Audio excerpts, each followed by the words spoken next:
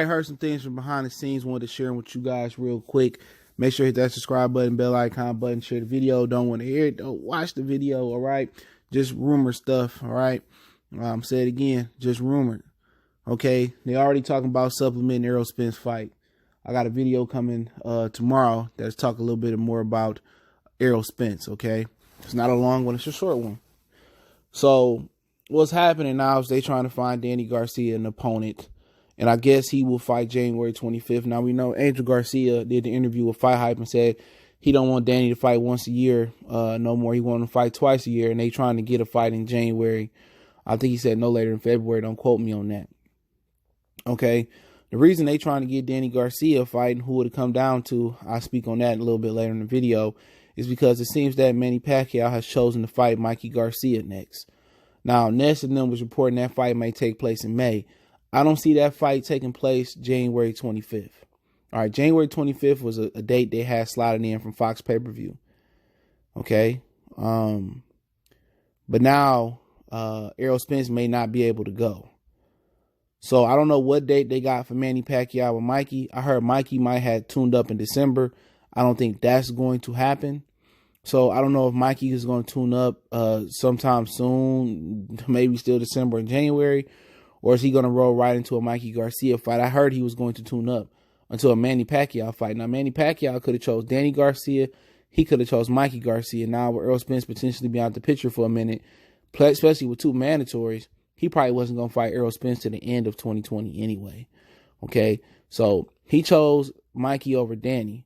Now, he could have easily chose Danny Garcia if PBC wanted them to do that, because when Mikey Garcia chose Top Rank over PBC, they offered him a Manny Pacquiao fight.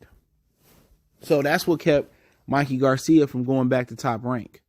Where the deal with Top Rank was, and I know people saying it sounds a little bit repetitive, but everybody don't hear every video I do. The deal was he was going to tune up at 140, fight Lomachenko if he could at 35 on pay-per-view. And if he wanted to, fight Crawford on pay-per-view at 147. See, they don't want Crawford to get no shine. They don't want Top Rank to get no shine. Now, when Mikey was talking about going to the zone, Al Haymon wasn't trying to offer him the Manny Pacquiao fight.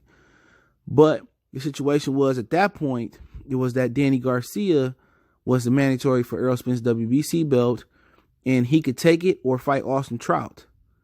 Okay? Obviously, Danny Garcia jumped in the ring after Errol Spence outpointed Shawn Porter.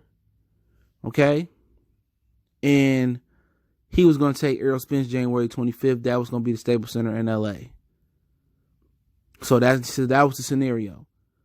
Now, it came to a point where Manny could have chose Danny or Mikey, which I think he was going to fight Mikey regardless, even if he chose Danny first. Now, Danny Garcia was supposed to get the Manny Pacquiao fight in July. But Pacquiao, seeing how bad Keith Thurman looked versus Zito Lopez, and that fight probably brought presented himself to be a bigger fight at this point. And he had a title on the line, so it made it a bigger fight.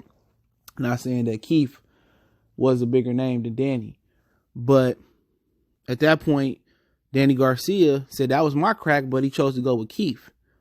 So now Danny Garcia getting passed up again by Manny Pacquiao for Mikey Garcia, but that was PBC plan. That's the bait they used to keep Mikey Garcia with Premier Boxing Champion and not go to Top Rank. So now I know it's been confirmed that Manny Pacquiao wants to fight Mikey Garcia next. We just don't know where and when, or where or when Mikey Garcia is supposed to be taking his tune-up. Okay? That's what we've been hearing. He's supposed to be taking the tune-up soon. Somebody told me December 18th at the StubHub Center or whatever date they gave me, but nobody truly knows. Nobody truly knows. So he may roll into a Manny Pacquiao fight. And don't forget, they got a January 25th pay-per-view date. I don't think Manny and Mikey is going to be ready for that. They're ready on that date. So I know they got a February 22nd pay-per-view date between ESPN and Fox. They're supposed to be working together for Fury Wilder. And also, it's been rumored they had a May date.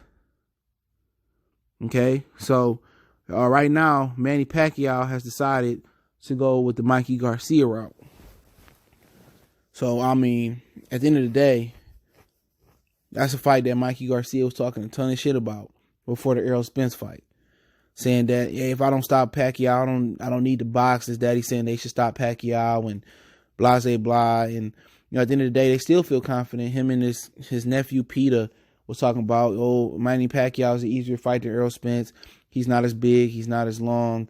You know what I'm saying? And it's a better matchup for Mikey. So they want to go into that fight. And if Mikey Garcia can pull off a Manny Pacquiao upset, I think that's tremendous. And if I'm Mikey, I'm trying to get that fight at a catch weight.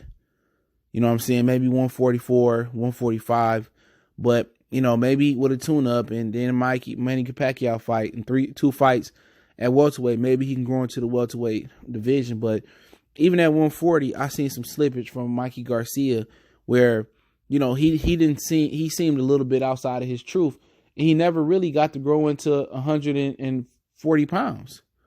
What did he do? He fought Lipias and came back down. He fought Broner and he fought Lipias and came back down. And I'm going to explain that in another video. I'll talk about it in Nuywa tomorrow, so be prepared for that. It's a video request from one of my subs. 2 fights don't mean you grow into a division, okay? Even if you're a naturally bigger guy, the guys weigh more, they rehydrate more, they hit harder, you know what I'm saying? Some guys are more quicker, more faster. So it takes time to grow into a weight class, especially when you're not the fastest or you're not, the most slickest or you don't have the greatest footwork. Mikey Garcia is a really, really basic fundamental fighter. He's very, very fundamental. Very, very technical, good 1-2, good jab, good left hook. He got solid foot movement, but he ain't no Floyd Mayweather or no Oscar De La Hoya or no Shane Mosley or Roberto Duran moving up in weight. He not like those guys. He not twitchy. And if you ain't twitchy, then you need to be naturally, that need to be like naturally your weight class, or you need to be a monstrous puncher. He don't seem to have the traits where he should be able to move up from a weight class and be able to take over instantly. Remember, this is a guy that started off at 126. But hey, that is what it is, right? But let's talk about Danny Garcia and his situation. Now, they're trying to find Danny Garcia an opponent. Okay. And I guess it will be January 25th. I'm not sure if it's going to be on pay-per-view. Okay. They may change it to a regular Fox date, or with a regular Fox date being changed, it may shift to another date. But Danny Garcia insists that he wants to fight early next year. And a lot of fighters don't want to fight early in the year. Usually, I remember about 5, 6, 7 years ago, beginning of this decade, it used to be slow in the beginning of the year. Because dudes don't want to fight after the holiday. They want to fight before the holiday, before Thanksgiving, before Christmas. They want to be able to eat, vacation, enjoy their family. And then, somewhere after, the middle of January, they want to get back to camp and everybody want to fight in, March, April, May. And that's how they wanted to do it. But Danny Garcia want to get a fight in. And now I heard it's down to either Shawn Porter or Yordenis Ugas. Now, it's really up to what happens with Shawn Porter and what the WBC do, what Errol Spence will have, what the WBC do, in my opinion. If they make him, the franchise champion and the belt up for grabs, then with whoever they order, Danny is the mandatory, right? They didn't get Shawn an immediate rematch versus Errol Spence. So they could order Danny and Ugas. Now, Danny and Ugas, no way, shape, form, or fashion, is a pay-per-view fight. Now, Danny and Shawn, with a nice card, they might can do that. They might can double or triple it up with a nice card under it and call it pay-per-view January 25th. That's just the dilemma Ugas is in. Ugas has got the short end of the stick because he's Cuban. He don't speak English, and he a tough sell. He don't got a lot of knockout power. So my guess, if it stays pay-per-view, it's going to be Danny and Shawn with an undercard. If it's Ugas, it's probably going to be a regular. It's probably going to be a regular card. But it depends on the WBC order. We know Bob Arum is not going to stick his finger in the sugar pot or the cookie jar, hand in the cookie jar, because he's not going to do that because he don't care for Terence Crawford like that. Now, had this been Lomachenko, he would have set Lomachenko up freshly and made sure, he got a shot at this title. He got in the mix. So I don't see a scenario where the WBC or the IBF, if they were to put Errol Spence on a leave or a medical exception, or he dropped the belts, I don't see a situation where Bob Arum will put the finances or the resources behind Terence Crawford to fight for one of those belts. So it's going to be between Danny Garcia, Shawn, or Danny Garcia and Ugas. And it'd be interesting because Danny Garcia already lost to Shawn Porter. And I think Ugas is a tough style matchup for him. You know what I'm saying? And I think Ugas and Danny Garcia is a really ugly fight. I wouldn't say it's Lamont Roach and Jamil Herring, but it has some parallels there. You got two guys that want to counterpunch. You got two counterpunchers. So who gonna create the fire? You need oxygen, you need fuel, you need a spark to create a fire. Who creates the fire in that fight? So you're gonna have two counterpunchers trying to counter each other all night. That's not a good fight. Now, if you say Shawn and Ugas once again, that was a good fight. You say Shawn and Danny, that's a good fight. Ugas and Danny Garcia ain't a great fight, and the WBC did order that. Then I don't know how they say that's pay-per-view. So I'm thinking probably Shawn and Danny, but do Shawn really want to jump back in a tough fight? But it's a guy he already beat. But if they put that world title on the line and upgrade Errol Spence to franchise champion or make him champion in recess, then I think Shawn Porter has to take that opportunity, and then that automatically gets him an Errol Spence rematch if he wants it to. But the interesting thing about it is this, okay? How does this division progress? Because Manny and Mikey is going to fight, right? We don't know what's going to happen with the IBF, but Manny and Mikey is going to fight. Okay, let's just say Danny and Shawn fight for a title.